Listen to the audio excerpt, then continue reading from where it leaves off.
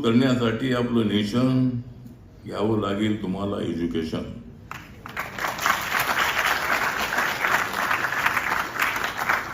माझी पार्लमेंटमध्ये नेहमीच असते कपड्याची फॅशन.